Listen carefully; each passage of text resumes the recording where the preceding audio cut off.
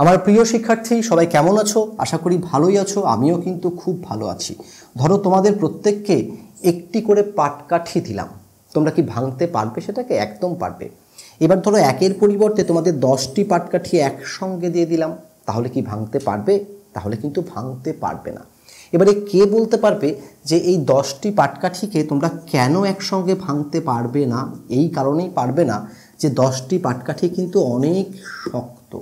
তাহলে দেখো, একটি কাঠিকে ভাঙা যায়, 10টি কাঠিকে ভাঙা যায় না। তাহলে একটি মানুষকে খুব সহজেই পরাস্ত করা যায়, কিন্তু 10টি মানুষকে খুব সহজে পরাস্ত করা যায় না। তাহলে আমরা যদি সকলে সমবেতভাবে, আমরা যদি সকলে একত্রিতভাবে থাকতে পারি, তাহলে আমাদের কি হবে? এই যে শক্তি, সেই শক্তি কিন্তু আরও অনেক বৃদ্ধি পেয়ে যাবে।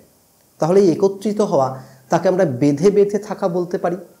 এবং কোনো একজনকে যদি আহ্বান করি যে আয় আরও বেঁধে বেঁধে থাকি, তাহলে সেই মানুষটি যদি আমার ডাকে সাড়া দেয়, তাহলে আমরা সকলেই কিন্তু সমবেতভাবে, একত্রিতভাবে নিজেদের শক্তিটাকে বাড়াতে পারবো। তাহলে যখন তোমাকে কেউ ডাকবে যে আয় আরও বেঁধে বেঁধে থাকি, তখন তুমি কিন্তু অবশ্যই তার ডাকে সাড়া দেবে। কবি শঙ্খ ঘোষ ঠিক এই রকমই একটি কবিতার মধ্যে দিয়ে মানুষকে ডাক দিয়েছেন একত্রিত হওয়ার। জলই পাষাণ হয়ে আছে এই কাব্যগ্রন্থের অন্তর্গত আয় আরও বেঁধে বেঁধে থাকি কবিতায় তিনি সকলকে বেঁধে বেঁধে থাকার পরামর্শ দিয়েছেন। বেঁধে বেঁধে থাকার, বেঁধে বেঁধে থাকার তিনি বলেছেন যে আয় আরও বেঁধে বেঁধে থাকি। বেশ, তিনি সেই কবিতায় কি বলছেন? তিনি সেই কবিতায় বলছেন আমাদের ডান পাশে ধস। বলো তো কোথায় ধস? আমাদের ডান পাশে ধস। তাহলে ডান পাশে যদি একটু সরে যায় আমাদের কি হবে? আমাদের নিশ্চিত মৃত্যু হবে। তাহলে এই অবস্থায় আমরা কি করব?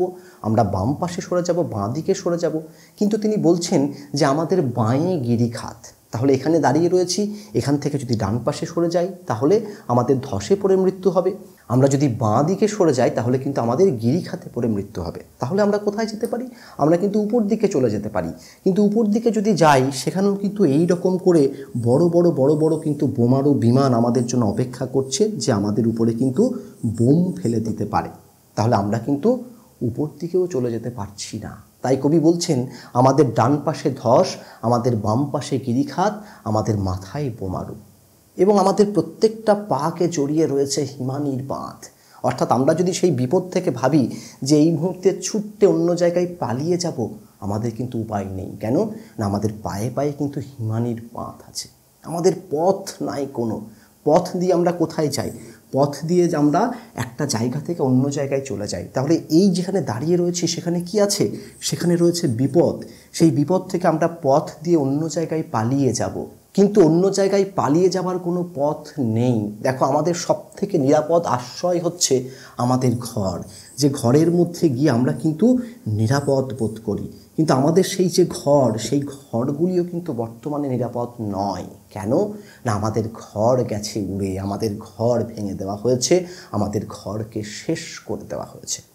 তাহলে কবি বলছেন আমাদের ডান পাশে ধস, আমাদের বাঁয়ে গিরিখাত, আমাদের মাথায় বোমারু, আমাদের পায়ে পায়ে হিমানির বাঁধ। আমাদের পথ নেই কোনো, আমাদের ঘর গেছে উড়ে।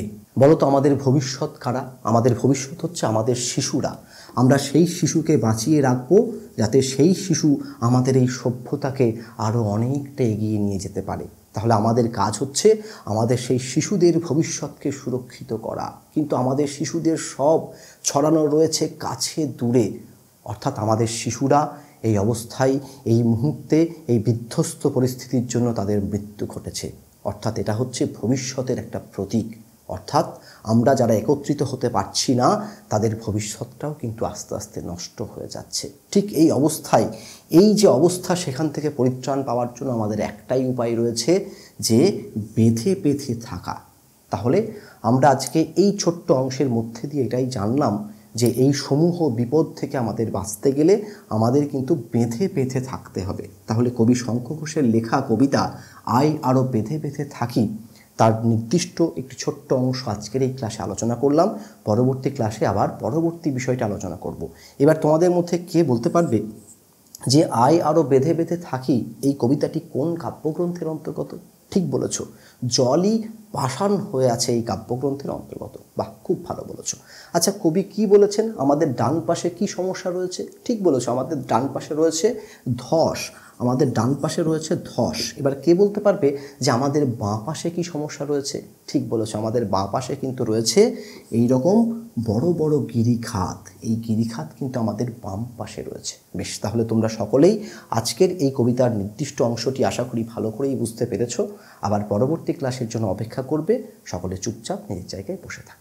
বেশ, তাহলে দেখুন, টিচিং ডেমনস্ট্রেশন মোটামুটি শেষ হলো। আপনাদের মধ্যে অনেকেই আমাকে হোয়াটসঅ্যাপ করে রিকোয়েস্ট করেছিলেন যে এসএলএসটির বাংলা একটি কবিতার ডেমো দিতে। আবার অনেকে বলেছিলেন যে আরও বেঁধে বেঁধে থাকি এই টপিকটি ডেমো দিতে। তো আজকে সেটা ডেমো দিলাম, আমি যতটুকু পারলাম।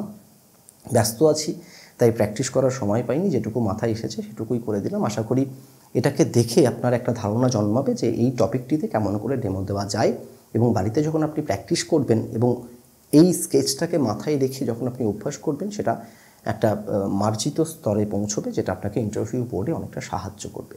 তাহলে ইন্টারভিউ তার যারা প্রিপারেশন নিচ্ছেন, সেটা এসএলএসটি হতে পারে, সেটা প্রাথমিক হতে পারে, তারা অবশ্যই নন্দী একাডেমি চ্যানেলটিকে সাবস্ক্রাইব করবেন। কথা দিচ্ছি আপনাকে ইন্টারভিউয়ের দৌড়ে অনেকটা এগিয়ে দেওয়ার চেষ্টা করব।